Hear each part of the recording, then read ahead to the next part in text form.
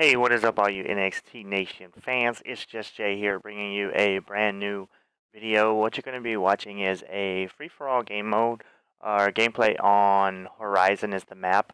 And I wanted to bring out this video just because I wanted to show you some new guns and things like that. And so I devised a spectacular class setup, as I would call it. Not really, some random class setup that I thought would be something interesting to try in a free-for-all. So I'm going to go ahead and take these score streaks off of here, because I didn't actually use score streaks in the gameplay.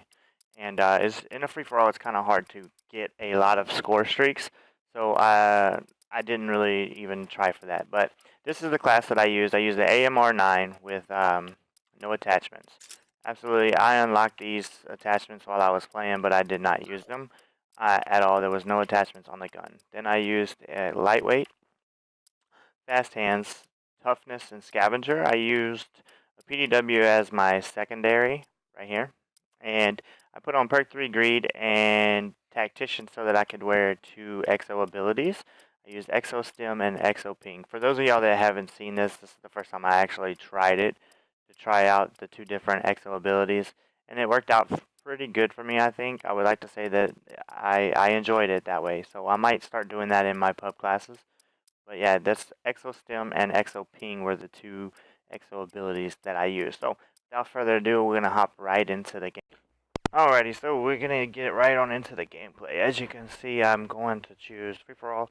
I get put into the game right away, and it just jumps me up. Now I had a really bad start, a really bad start for this gameplay, and I normally would get really frustrated whenever something like this happens and I get off to a really bad start. But then I just wanted to make sure that I kept going with the gameplay and trying to get the kills for you, just so that I could show you how the gun worked for me and the difference between um like those abilities, how the abilities worked well together. Stim and ping, those were the 2 exo abilities that I used. And like I said, I wanted to make sure that I recorded it so that you could see that I didn't have any attachments on it, and I was actually using it with no attachments, and I was still earning the points for it, so that I earned the points.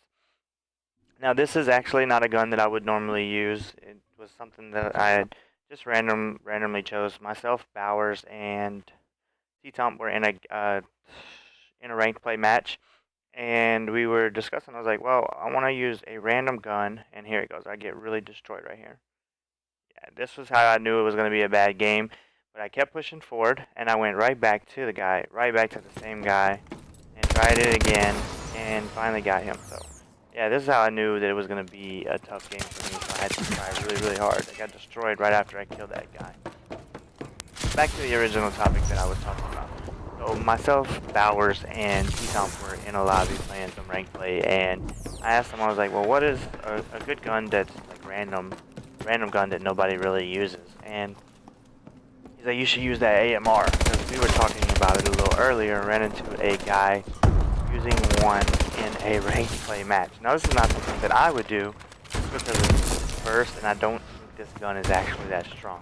But hey, it's a new game. The game's only been out for a little over a week, so you never know. You know, people try all kinds of different things, and their capabilities are different. Everybody's capabilities are different with different guns. For me, I've never been a really big burst fire gun user. That's just because I didn't think that I had a trigger finger for it. And normally I don't. As you can see, I'm terribly missing this guy while I'm trying to burst and aim on him. So for some reason my brain does not work well whenever I'm trying to trigger push and aim at the same time, or shoot and aim at the same time. It's just something that I don't comprehend that well. So I usually like to just be able to trigger and shoot and then aim and hopefully get the kill, right? That's how most people see it. My accuracy is horrible, but in this game I actually can show you that I'm not quite that horrible as aimer as a lot of people think, because it is a burst fire gun and you have to be fairly accurate with it to be able to get a kill, just because it's so fast that it shoots. This is a 5 burst round gun, and that's quite a few bullets. It's SMG is what it is. It's SMG, and I've never heard of a submachine gun being, and that's why I really was kind of excited to bring this video, was because it's the first time I've ever seen it. Now, there may have been one in previous games and I wasn't aware of it. I've only been playing Call of Duty for a few years, so I wouldn't say I'm any pro at it by any means. I would like to think that I'm fairly decent, not too bad of a player, but I wouldn't say I'm a pro by any means. And I don't know all the ins and outs of all the previous games, or even this one for that matter, but I do think that I am fairly good at this game. Sometimes I have off games, and I do have those, I would say frequently, because I get flustered. Most of the time I'm only playing competitive lobby or 4v4 games, because I like to play.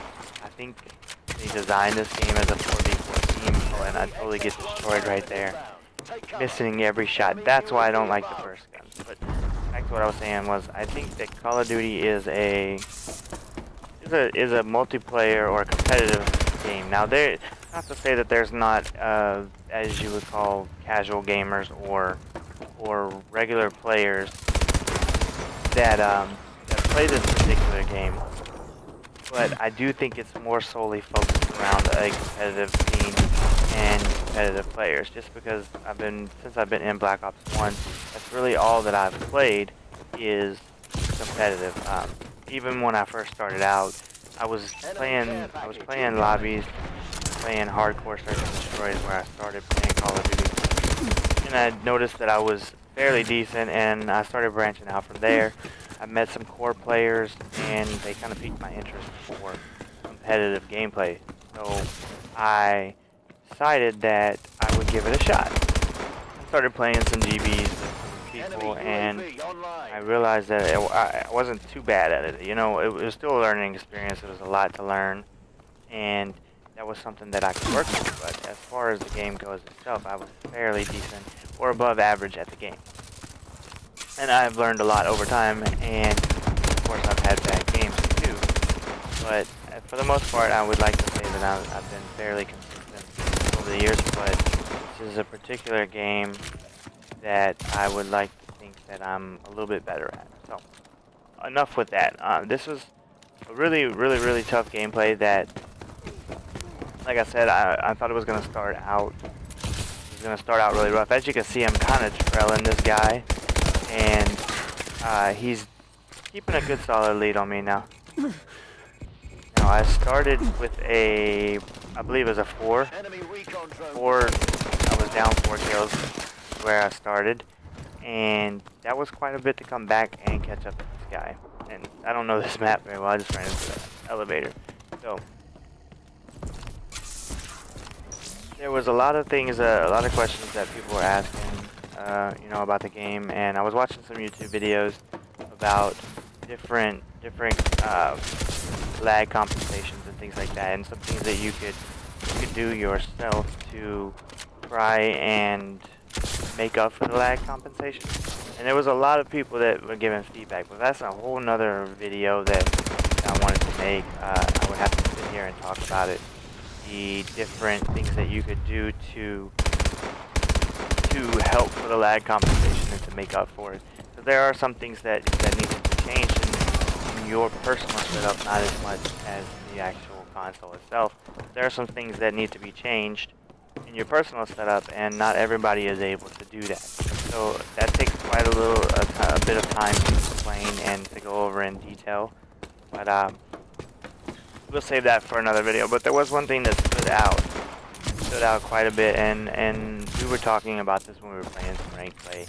And Bowers and T-Tomp were asking me what it was that I was laughing at so hard, and I tried to explain it to them for them so that they would know what I meant by it, but it didn't work out too well. So I had to stop what I was saying and start all over telling them, you know, that there was a guy that commented on the video for lag compensation. First of all, there was 2 different comments on one of the videos that I was watching, and one of the comments was that Call of Duty has an algorithm for finding out who the best players are, or finding out who good players are, and causing them greater lag competition. Now, I'm not going to disclose that, who it was that commented that on the video, but to me that just seems a bit far-fetched. If you guys think it's something that might actually be true, please by all means leave me a comment and let me know. And I'll research it. I want to find out what you guys think about that, because to me that just seems absolutely obscene for somebody to think that a game itself would be out with an algorithm to try and make a player worse than what they are. Now, granted, there's a major gap in the skill ability between hub players and competitive players. Most everybody is aware of that skill gap, and that's something that you're never going to change. No matter how bad you try to make a game for a different set of players, they're going to learn how to play it differently. They're going to change, and I don't make a game specifically harder for one group and the casual group of players get it. Generally, there is a bigger skill gap because those players tend to spend more time playing and also study the game a little differently than you would think. But if you like that idea, leave me a comment in the description below, or leave me some comments down below, and we'll talk about that in another video. But if you like this tutorial, let me know by smashing the like button and sharing it with your friends. Don't forget to subscribe if you haven't already, and thank y'all for watching.